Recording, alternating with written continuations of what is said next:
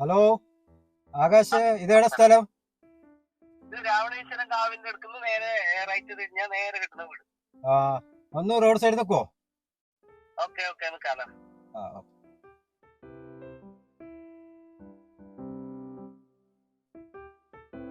എപ്പോ വരുന്നേ ബോധ്യാണ്? കൊറേ സമയം സമയം ഇപ്പല്ലോ ഒരുപാട് അതന്നെ പറ്റിക്കോ. ഓ, അതിന് വരുന്നുണ്ട് തോന്നുന്നു.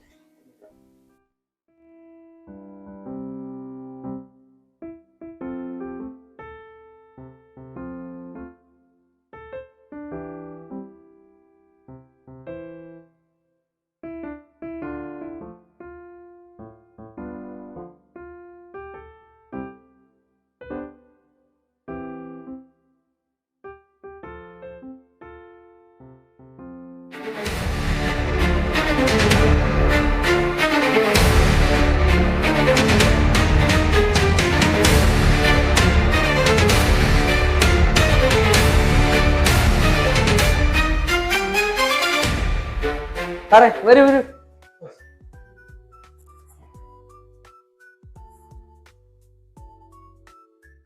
എന്താ മോനെ ഇത്ര വൈകിയേ? സാറെന്ന് വിളിച്ചാൽ മതി.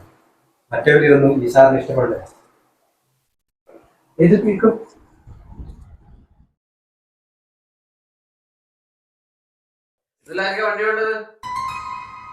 വണ്ടിയോ?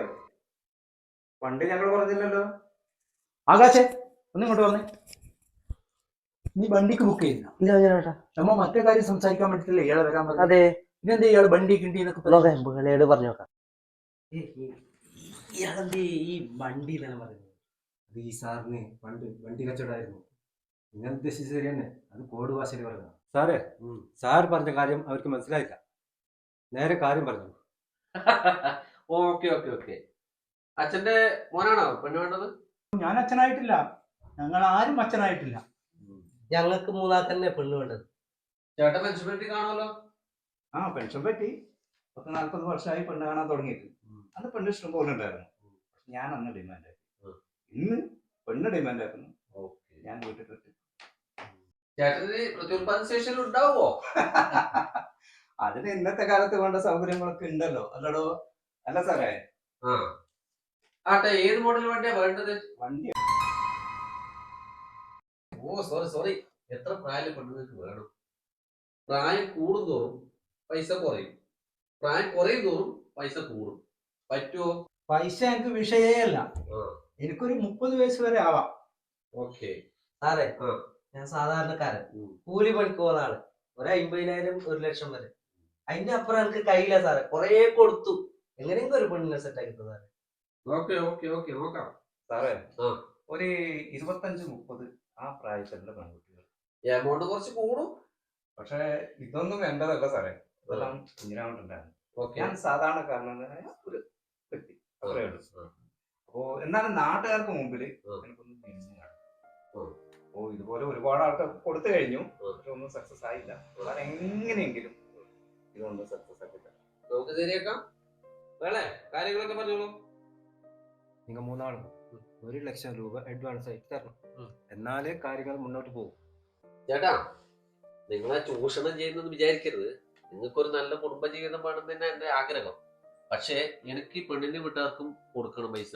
എന്റെ ബാക്കിലുള്ള കുറച്ച് എന്നെ കാണിച്ചു തരുന്ന കുറച്ച് കൂട്ടരുണ്ട്. അവർക്ക് കൂടി പൈസ കൊടുത്തു കഴിഞ്ഞാൽ നമുക്കൊന്നും കിട്ടിയില്ല. ചെറിയ എണ്ണ പൈസ കിട്ടും, 1000 ഉണ്ട്. നമ്മളെ ചെലവിനൊക്കെ നമ്മൾ എടുക്കുന്നു. നിങ്ങളുടെ ജീവിതമാണ് നിങ്ങളുടെ സന്തോഷം. ആകാശേ, പെണ്ണ് കാണാൻ വരുമ്പോ നിങ്ങൾ ഒറ്റക്ക് വന്നാൽ മതി, ആളെ കൂട്ടിയിട്ട് വരണ്ട. ഞാനും സാറുണ്ടാവും. എല്ലാവരും വന്നെങ്കിൽ പല അഭിപ്രായം ഉണ്ടാവും. അപ്പൊ എല്ലാം കൊളാവും. സാറേ, ഞാൻ നാളെ കൂട്ടിയിട്ട് പോയിട്ട് നോക്കുന്നതെല്ലാം നിർത്തി. ഒറ്റക്ക് തന്നെ പോണ്ട തീരുമാനം. അപ്പൊ ഈ പെണ്ണ് കാണാൻ ഞങ്ങൾ ഇപ്പൊ വരേണ്ടത്? പെണ്ണ് കാണാൻ നിങ്ങൾക്ക് നാളെ തന്നെ വരാം. പക്ഷെ അഡ്വാൻസ് ഇന്ന് കിട്ടണം. അത് ജിപേ ആണോ ക്യാഷ് ആണോ എന്ന് പറയണം. അത് ജിപേ ചെയ്യാം അല്ലേ? ജിപേ ആകാം. വേറെ നമ്പർ എടുത്തോളൂ. ഓക്കെ, ശരി. അപ്പൊ അഡ്വാൻസ് കിട്ടിയ സ്ഥിതിക്ക് ഞാൻ ഇറങ്ങിക്കോട്ടെ. വേടാ.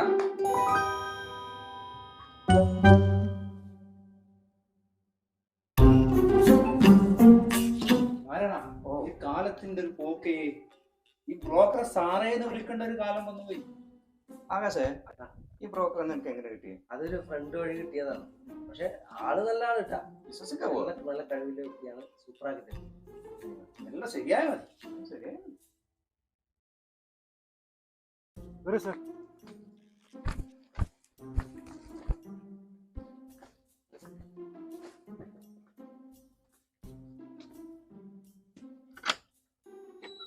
മോനേച്ചി, ഇതൊരു ഗോസാറാ. അതെ, ഒരു ചെക്കനെ കൊണ്ടുവരാറില്ലേ പെണ്ണ്? ഞാൻ കൊണ്ടുവന്നിട്ടുണ്ട്. കേട്ടോ സാറേ,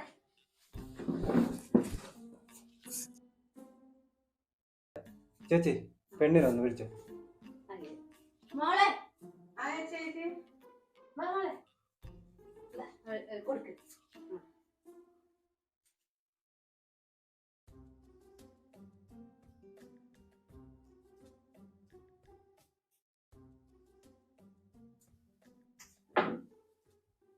നിങ്ങൾക്ക് ഇഷ്ടപ്പെട്ടെങ്കിൽ നിങ്ങൾ സംസാരിച്ചോളൂ. ആയിക്കോട്ടെ, സംസാരിക്കാം. സാറേ, എനിക്കൊരു അപേക്ഷയുണ്ട്. എനിക്ക് താല്പര്യം കുറവൊന്നുമില്ലേ കല്യാണത്തിന്. ഞാൻ കല്യാണം കഴിഞ്ഞിട്ട് പോയാലും എന്റെ ചേച്ചിയുടെ ഒറ്റക്കാവും. പിന്നെ അച്ഛനും അമ്മയും മരിച്ചതിന് ശേഷം ചേച്ചിയാണ് എന്നെ വളർത്ത് വലുതാക്കിയത്. അപ്പൊ ഒരു അടച്ചുറപ്പുള്ള ഒരു വീട് വേണം എന്റെ ചേച്ചിക്ക്. അപ്പൊ ഒരു 50 ലക്ഷം ഡെപ്പോസിറ്റ് ഇടുവാണെങ്കിൽ ഞാൻ ഈ കല്യാണത്തിന് സമ്മതിക്കും. അത് കല്യാണത്തിന് മുമ്പ് തന്നെ വേണം. കേട്ടില്ലേ? കേട്ടു. 50 ലക്ഷം ചെയ്യാം. ശരി മോനേച്ചി, അപ്പൊ കാര്യത്തിൽ കിടക്കാം. അപ്പൊ ഒന്നും ചെയ്യാം. അപ്പൊ ചെയ്യാൻ പറ്റും. വേണ്ട, എത്ര പെട്ടെന്ന് ചെയ്യാം. ഓക്കെ. അപ്പൊ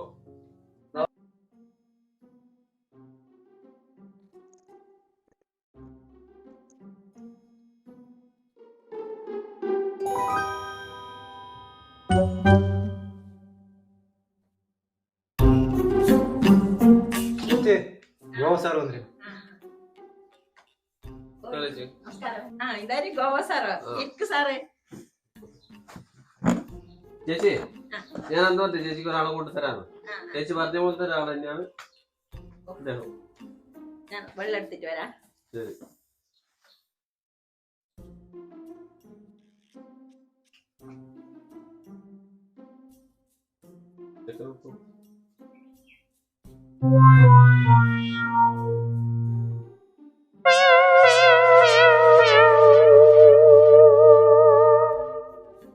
ചേട്ടന് പെണ്ണിനെ ഇഷ്ടപ്പെട്ടാ? എന്തിയാ ആക്കുന്നേ? ഓക്കെ. ചേച്ചിക്കോ? ചേച്ചിക്ക് നാണം തോന്നുന്നു. ചേച്ചി ഒന്നും പറയുന്നില്ലല്ലോ. ഞാൻ സാറിനോട് പറയാം. Okay okay. ചേച്ചി അപ്പൊ ഞാൻ ഇറങ്ങിക്കോട്ടാ. ചേച്ചി പറഞ്ഞ മാതിരി തന്നെ ഈ പയ്യൻ ഇവിടെ നിൽക്കും കേട്ടാ. അപ്പൊ വിളിച്ചാ മതി.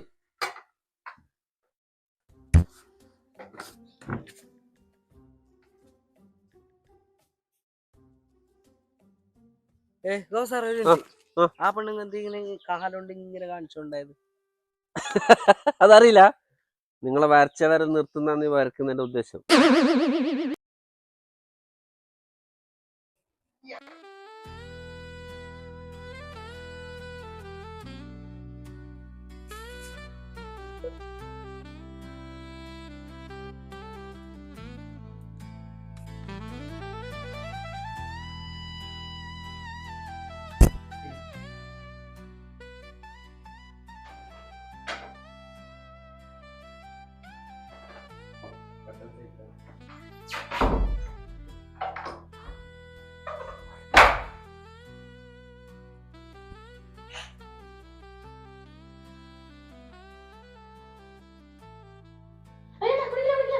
അതെന്താ ഇത് പകുതി നിനക്ക് തരാം?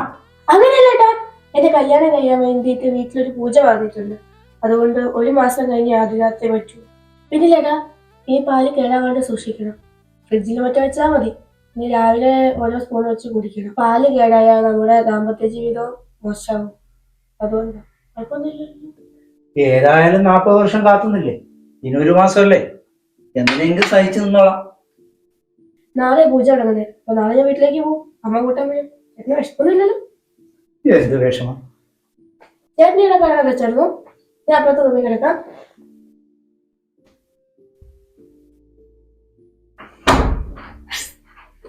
ഗുഡ് നൈറ്റ് ചേട്ടാ. Good night. 5 ലക്ഷം തരാതെ ഒന്നും നടക്കില്ല. 10 ലക്ഷത്തിന് കുറച്ചും കൂടി പുതിയ തരും. ഓക്കെ, പറ്റുമെങ്കിൽ മാത്രം മതി, ഇല്ലെങ്കിൽ വേണ്ടാന്ന് വെച്ചോ. സാർ, ആ, ആകാശിന്റെ ഫോൺ. ഒരു മിനിറ്റ് വിളിക്കാം. ഹലോ സാറല്ലേ? ആ, എന്താ ആകാശം പറയൂ. എന്തായി സാറേ? ആ, അതോ, അത് ചേച്ചിക്ക് ഇഷ്ടമല്ല എന്നാ പറഞ്ഞത്. ചേട്ടന് വയറൊക്കെ ചാടിയിട്ടുണ്ട്, ഹൈറ്റില്ല എന്നെല്ലാം പറയുന്നു. അത്രയാ പറഞ്ഞു എൻ്റെ അടുത്ത്. പിന്നെ ഞാൻ എന്താ പറയാ, കൂടുതലൊന്നും എനിക്കൊന്നും പറഞ്ഞാൽ എന്ത് ചെയ്യാൻ പറ്റില്ല. അയ്യോ അയ്യോ, എന്റെ പൈസ പോയി. വേറെ വേണമെങ്കിൽ 10 ലക്ഷം കൊണ്ടുവന്നാ വേറെ പുതിയ കാണിച്ചു തരാം. 1 ലക്ഷം കൊടുത്തിട്ട് ഈ തൊണ്ടി നോക്കി, അതിന് 10 ലക്ഷം എന്ത് ചെയ്ത്? അയ്യോ,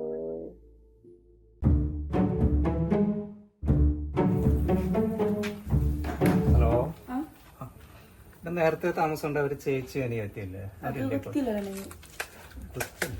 അതെന്ത് ഭാഷ?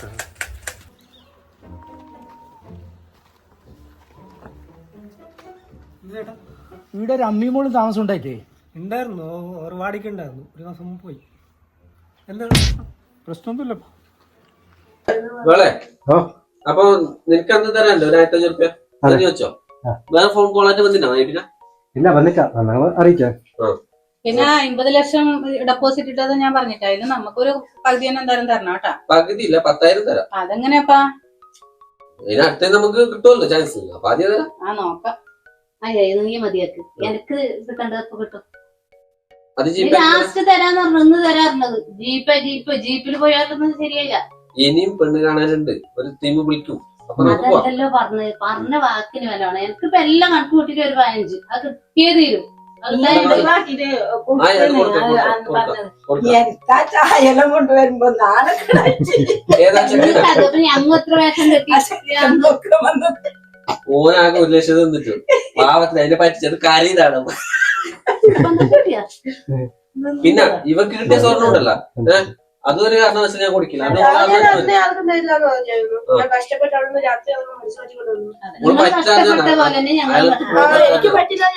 അത് സ്വർണ്ണം നമ്മളെ പൈസ നമുക്ക് കിട്ടിയാൽ മതി.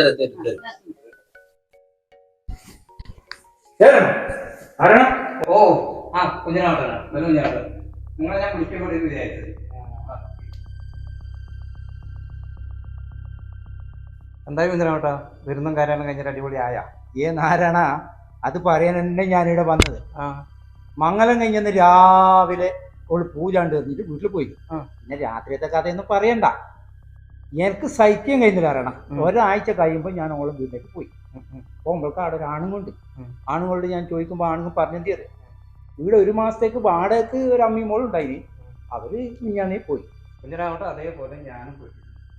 ഞാനും ആ വീട്ടിലെ കൊണ്ടു ഞാൻ പോയിട്ടാകുമ്പോഴത്തേക്ക് ആടെ കന്നഡ സംസാരിക്കുന്ന ഒരു അമ്മ പറയും. ഞാൻ ചോദിച്ചു, അവരെന്തെല്ലോ പറഞ്ഞു, എനിക്കൊന്നും മനസ്സിലായിട്ടില്ല. ഞാൻ ആകെ കൂടി പോയിട്ട് തലക്ക് ഭ്രാന്ത് പിടിച്ച പോലെ എൻ്റെ 50 ലക്ഷം പോയി. നല്ലൊരു ഫോൺ ഉണ്ടായിരുന്നു, ഇതാ ഇപ്പോൾ ഇല്ലത്. ഈനോ കൊണ്ടാണ് വിളിക്കുന്നത് പറഞ്ഞത്. അത് പറയാതിരിക്കുന്ന സുഖം, പറഞ്ഞാലും മനസ്സിലായ ആരോടെങ്കിലും പറയും കഴിയും. ഈ വയസ്സുകാലത്ത് വേണ്ടാത്ത പണിയല്ലേ എന്നും പറഞ്ഞിട്ടല്ലേ നമ്മളെ പഠിപ്പിച്ചു തരാൻ നാണക്കേട് പറഞ്ഞിട്ട് കാര്യമില്ല. അപ്പം നിന്നോടും ഞാൻ ചോദിച്ചിട്ട് ഇവിടെ ഇത് അറിയോ, നിനക്ക് ഊരെ പറ്റി അറിയോന്ന്? നീയും പറഞ്ഞു അറിയുന്നു. ഊറ് എല്ലാം കൂടിയിട്ടായിരുന്നു. എനിക്കും തോന്നി ആയിപ്പോയി, എന്തായാലും പ്രായമായതല്ലേ, ഇരിക്കട്ടെ. അവസാനം പോയിട്ട് പെട്ടത് എന്തിനായി വേണ്ടായിരുന്നു ആരോടും.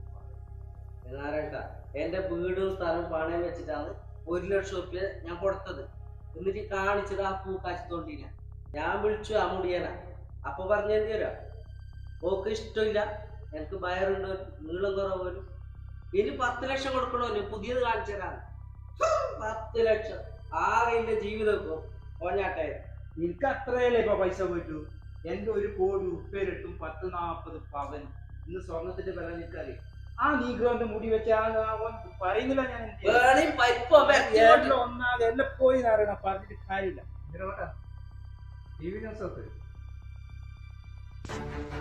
കുപ്രസിദ്ധ വിവാഹ തട്ടിപ്പ് സംഘം പിടിയിൽ. കാസർഗോഡ് നിന്നു മുങ്ങി കോഴിക്കോട് പോകുമ്പോൾ കോഴിക്കോട് റെയിൽവേ സ്റ്റേഷനിൽ വെച്ച് പിടിയിലായി. പലരിൽ നിന്നും വിവാഹ വാഗ്ദാനം നൽകി കോടിക്കണക്കിന് രൂപയാണ് തട്ടിയത്. ഗോപസാർ എന്ന് വിളിപ്പേരുള്ള ഗോപാലനും അമ്മയും ഭാര്യയും കൂട്ടുപ്രതികളുമാണ് പിടിയിലായത്. ഇവർക്കു പിന്നിൽ വേറെയും സംഘങ്ങൾ ഉണ്ടോ എന്ന് പോലീസ് അന്വേഷിക്കുകയാണ്. ആ തൊണ്ടിയല്ലേ കാണിച്ച തൊണ്ടി അത് കോഴിക്കോട് തോൽ പിടിച്ചില്ലത്. ആ തൊണ്ടിയല്ല എന്റെ ഭാര്യയുടെ അമ്മ. അതാ മുടിയന്റെ ഓടോലും കുഞ്ഞിനാവട്ടെ. അത് ഇപ്പുറത്തില്ല കറുത്തില്ല. അത് അതന്നെ എനിക്ക് കാണിച്ചത്. കുഞ്ഞിനാവട്ടെ ഒരു വെറുതെ അല്ല, നിങ്ങൾ ഒറ്റ വന്നാ മതിയല്ലേ. ഇത് മൊത്തം തട്ടിപ്പാണ്. എന്ത് വന്നാലും ശരി നാണക്കേട് വിചാരിച്ചിട്ട് നാണക്കേട് വിചാരിച്ചിട്ട് കാര്യമില്ല. ഇത് കുട്ടിയാൻ കഴിയാൻ പൈസ ഒന്നും അല്ല പോയത്. 50 ലക്ഷം 50 എനിക്ക് 50 എന്റെ കോടി പിടിച്ചല്ലോ കുഞ്ഞിനാവട്ടെ. പോയാലോ